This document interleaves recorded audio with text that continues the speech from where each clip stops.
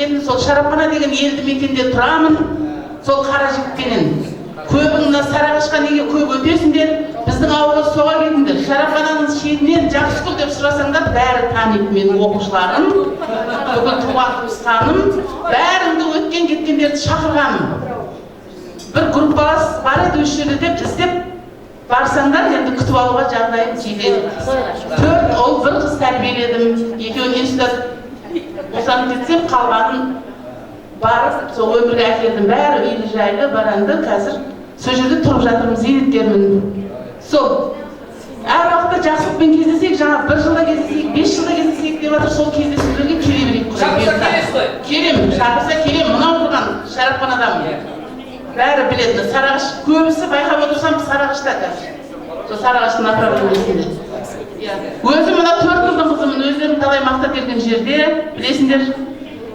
Мына Түркістан жағында Шәуілдіріңді де бәрін білемін. Не деймін?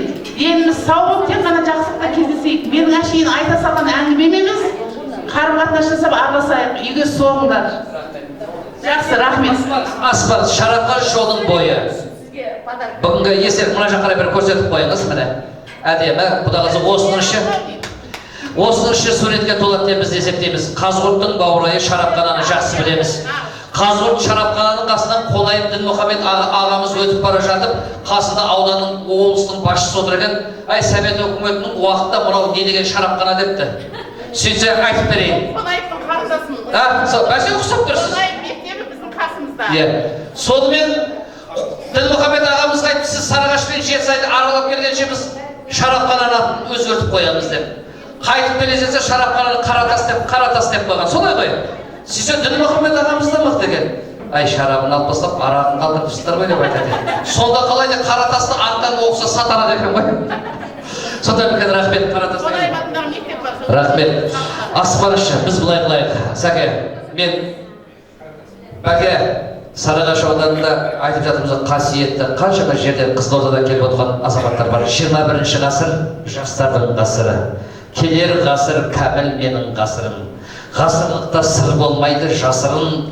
Ең алдымен аянайық тұлғалы күллі елдің ең ардағы асылым деген қазақ болса, мен осы 71 мен 75 жылға ең керемет ұйыста оқыған, жақсы оқыған, бүгінде қызмет жасаған азаматтардың бәрі осындаdır.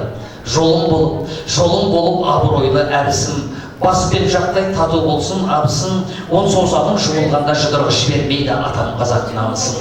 Бар түгел төрт құбылам пәрменім, құштым сәби жұптымыздың шар лебін, туған елдің, туған жердің, Қазақстанның бағына міне мынандай менің ағаларым мен жеңгелерім бар менің десе мен мақтан тұтарым. Себебі Гүлмұхрам апай қандай қасиетті жерде қызмет жасап, Атырау, Ақтау, Ақтөбе, Астанадан келіп отыр.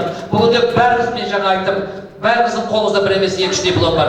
Кандидат профессор деген атақтарымыз бар. Тек қана Қазақстанның 17 миллион өңшілері 7 миллион қазақты өсіретін сіздер жақынырақ тұрып, бір жақсы суретке түсіп қалайық. Қошемет көрсетіп қойыңыздар.